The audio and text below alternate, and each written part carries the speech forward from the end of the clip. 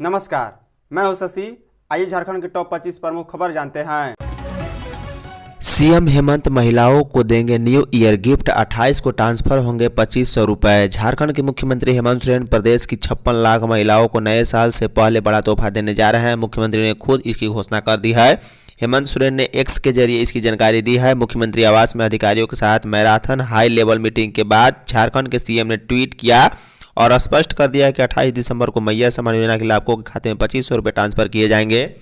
बता दें, हेमंत सोरेन ने एक्स पर लिखा, आवास में 28 दिसंबर को होने वाले ऐतिहासिक झारखंड मुख्यमंत्री मैया सम्मान योजना कार्यक्रम की तैयारियों, राजस्व संग्रहण और झारखंड राज्य कर्मचारी चयन आयोग से जुड़े विषयों पर वरीय पदाधिकारियों के साथ उच्च स्तरीय समीक्षा बैठक में शामिल हुआ।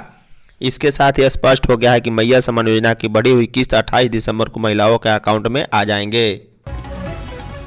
बाबा मंदिर में बंगाल से आए भक्तों की रही भीड़। 9 बरस पर बाबा मंदिर में भीड़ बढ़ने लगी है। मंगलवार को सैलानियों से पूरा मंदिर परिसर भर रहा है। इसमें बंगाल से आए भक्तों की संख्या अधिक देखी गई। भीड़ बढ़ने के कारण पट बंद होने तक 1500 से अधिक भक्तों ने शीघ्र दर्शनम कूपन लेकर बाबा का जलार्पण किए। इससे पहले बाबा मंदिर का पट हर दिन की तरह सुबह 4 बजे खोला गया। पहले कांचा जल पूजा की गई। इसके बाद करीब आधा घंटा दैनिक सरदारी पूजा की गई तथा करीब 6:15 बजे से आम भक्तों के लिए जलार्पण प्रारंभ कराया गया। बता दें, पट खुलने के पूर्व आम भक्तों की कतार मानसरोवर ओवरब्रिज तक देखी गई। वहां 8 बजे से कूपन काउंटर खुलते ही आधे घंटे के अंदर कूपन होल्डिंग पॉइंट भी भक्तों से भर गया। वहीं दोपहर के करीब 1 बजे से ब्रिज में भक्तों की संख्या कम हुई। पट बंद होने तक करीब 40,000 भक्तों ने बाबा बैद्यनाथ का जलार्पण किए, जिसमें कूपन लेने वालों की संख्या 1665 रही। स्कूलों में इस वर्ष 60 दिनों का अवकाश। राज्य के सरकारी स्कूलों के लिए वर्ष 2025 की अवकाश तालिका जारी कर दी गई है। राज्य के सरकारी स्कूलों में कुल 60 दिनों का अवकाश रहेगा। इसमें से 55 दिनों के अवकाश की तिथि तालिका में निर्धारित कर दी गई है। वहीं 5 अवकाश का निर्धारण जिला स्तर पर स्थानीय आवश्यकता के अनुसार किया जाएगा। स्थानीय स्तर पर अवकाश का निर्धारण उपायुक्त की अध्यक्षता में गठित जिला स्तरीय समिति करेगी। जिलों द्वारा निर्धारित अवकाश की जानकारी वार्षिक शैक्षणिक सत्र शुरू होने के पूर्व विभाग को देने का निर्देश दिया गया है। स्कूलों में अगले वर्ष 12 दिन गर्मी की छुट्टी व 4 दिन शीतकालीन अवकाश रहेगा। विभाग द्वारा जारी पत्र में कहा गया है कि मौसम को देखते हुए गर्मी व शीतकालीन अवकाश की तिथि में संशोधन किया जा सकता है। वहीं पत्र में कहा गया है कि विद्यालयों में राष्ट्रीय पर्व मनाना अनिवार्य होगा।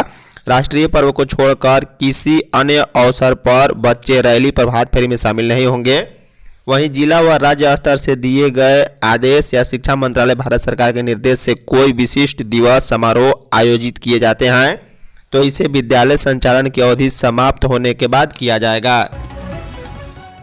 झारखंड में सिपाही भर्ती के नियमों में जल्द हो सकता है बदलाव। झारखंड सरकार राज्य में होने वाली सभी तरह की सिपाही भर्ती के लिए एक नई और एक समान नियमावली बनाने पर काम कर रही है। इस नई नियमावली को बनने के लिए सरकार अन्य राज्यों जैसे पंजाब, मध्य प्रदेश, छत्तीसगढ़ और बिहार की मौजूदा नियमावली का अध्ययन कर रही है।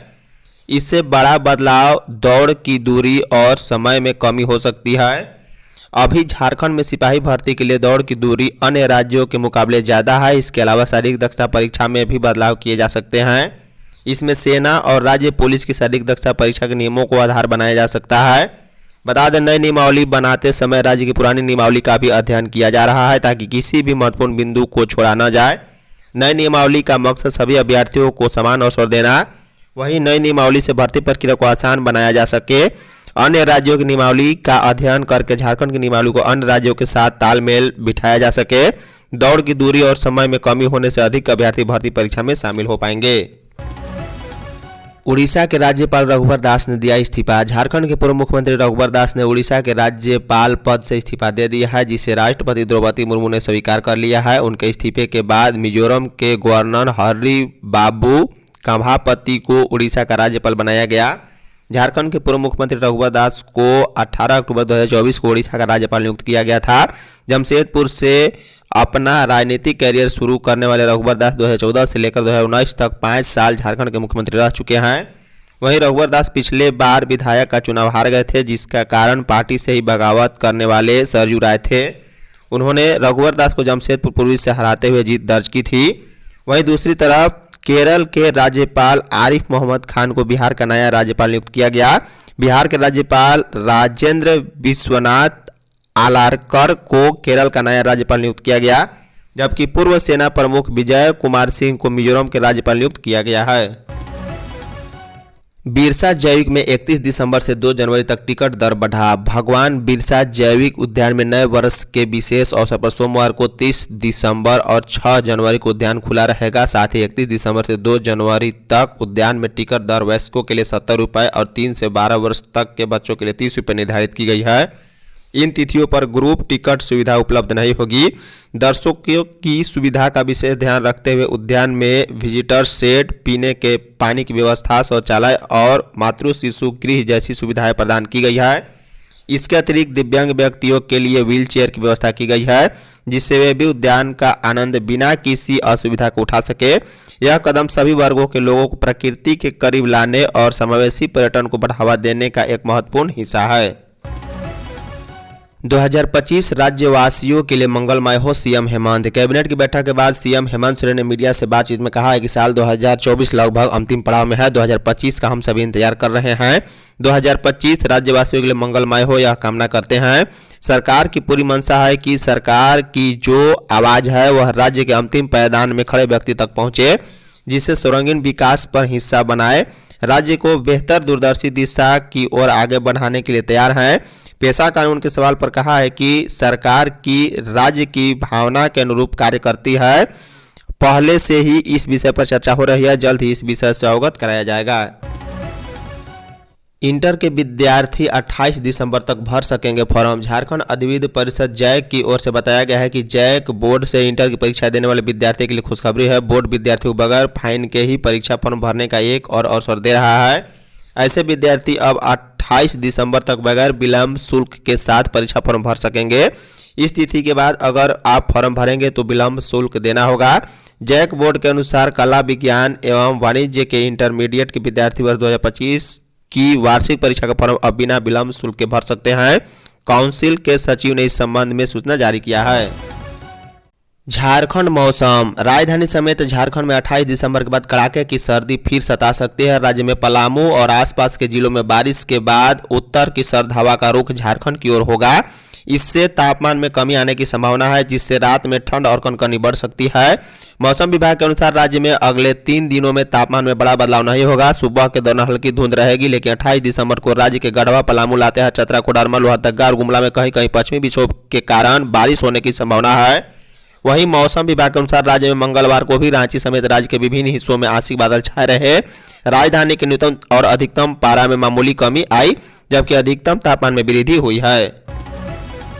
परीक्षा पैटर्न समझने के लिए सैंपल पेपर जारी। परीक्षा में विद्यार्थियों के बेहतर प्रदर्शन के लिए सीबीएसई द्वारा लगातार किए जा रहे नए प्रयासों के तहत पहली बार बोर्ड ने अतिरिक्त सैंपल पेपर जारी किए हैं। ये सैंपल पेपर इस सत्र में बदले हुए परीक्षा पैटर्न को समझने में काफी लाभदायक साबित होंगे। इससे पहले बोर्ड ने अभ्यास सेट जारी किए थे। इसी के आधार पर स्कूलों में प्री बोर्ड का आयोजन किया जा रहा है। अब बोर्ड ने कहा है कि नए सैंपल पेपर के जरिए विद्यार्थियों को रिवीजन कराया जाए, ताकि जो नए बदलाव परीक्षा पैटर्न में किए गए हैं उसे समझने में विद्यार्थियों को आसानी हो।